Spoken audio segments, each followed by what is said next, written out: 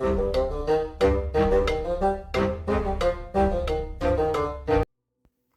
and welcome to the Critically Curious. I'm Monk, and today we're doing another tips video for Starfield. Now, these tips are things that I wish I knew sooner before playing, or that are just handy to know. And of course, if you have tips of your own, don't forget to share them down below in the comments. Now, tip number one has been mentioned on the channel before, but it will be the Trade Authority. Seek them out wherever you are. They have an outpost on most planets, especially if you are anywhere near the main quest line. You will find the Trade Authority almost everywhere. Now, they have a shop in which you can interact with. You can sell them your stolen gear, so they are where you fence all your gear. You sell them all of your stolen gear and then you buy them back, and in that wanted tag, the wanted tag that was on, you know, whatever it is you've stolen, to indicate that it is stolen. Don't forget, guys, if you ever get arrested or put in trouble, you will lose all of your stolen goods. Now, all you do is buy it back without exiting the shop. That is really important. Let me say it again. So you sell your stolen goods to the Trade Authority. Then you hit the tab button to go back to buying things from the Trade Authority. Down at the bottom, there will be a buy back option. There, you buy the goods back. This is without exiting. If you exit the shop, you will buy for full price, and you don't want to do that. So that's how you do it, guys. That is how you fence your stolen gear. It's really important in this game, because if you don't fence it, you can't sell it, and the only people you can actually even remotely sell them to is the Trade Authority. And some of these things are really, really handy. Like, for instance, this Earth hunting rifle. It's a really good hunting rifle, but it was stolen. So if I ever got any trouble, if my ship was ever scanned and I had something naughty on me, everything would get taken off me that was stolen. Tip number two is all about food.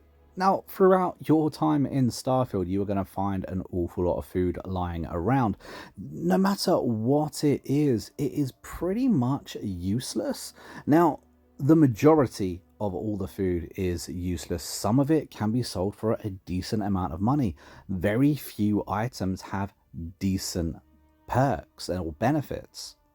So my advice to you is don't even bother picking up those pears and apples, or, you know, whatever it is you're picking up, because the 1 HP that you're going to get from it are just absolutely useless. Now, eventually, I'm sure Starfield will change. It will get updated and more things will get added and uses will get created for these food products. But at the moment, as it stands, they are pretty much useless. I wouldn't even bother with them, unfortunately, guys. It just takes up too much weight, too much space.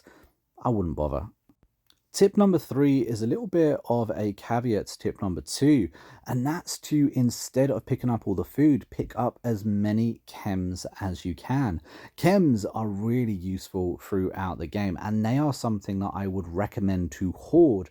Hoard them for those areas you know you probably shouldn't be in. Hoard them for those rather difficult levels. In combat, the chems can be absolute game changers and turn it from you know, shouldn't be there because you're under leveled, to you being able to dominate that battlefield.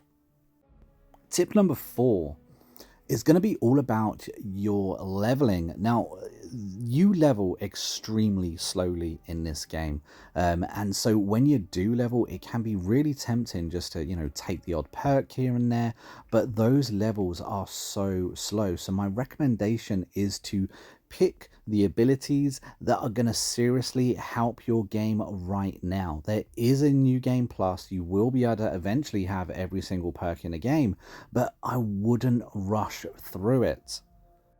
So seriously think about the perks and the leveling guide in which you want to go, because there's absolutely no respecking in this game.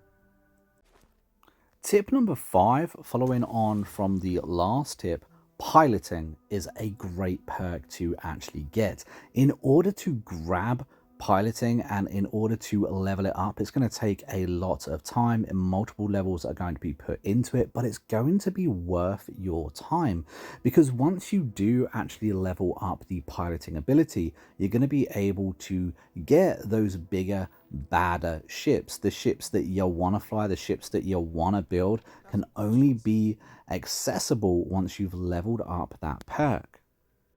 And leveling it up isn't always that simple, because you're going to have to destroy an awful lot of ships. And in order to destroy those ships, it can get rather costly to constantly having to repair your ship. Not to mention, it can cost a lot of time. And of course, if you mess up, well, that's it, game over. However, back in New Atlantis, if you go to the Mass District and talk to our friend, a member of the Vanguard, it's a mission that you'll probably see rather early on, but if you do the test piloting, every single ship that you destroy during that test piloting will count towards your perk level.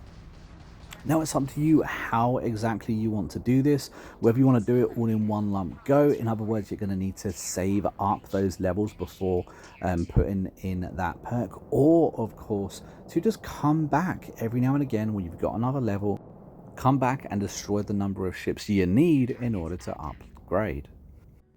Tip number 6 is about your companions. Did you know that you can set them up with their very own weapons and make them a damn force on that battlefield? Yes, that's right. You can give your companion any weapon you want them to use in the game. And if you give them just a single ammunition, just one ammunition, that will last them an infinity amount of time and they can have an absolute blast. Tip number 7 is that as well as giving your companions weapons, you can also make them wear whatever you want. Yes, that's right. You can equip. There is an equipped option when giving them gear to anything you want them to wear. And tip number 8 is also tied to companions. My advice is to switch out your companions every couple of hours. Don't feel that you have to be loyal to a companion for 100 hours, because you're going to miss a massive part of the game. The other companions within this game have unique quest lines, they have unique dialogue, and of course romance options as well. And of course every single companion has access to lore that the other companions don't. So don't be a chump, switch it out.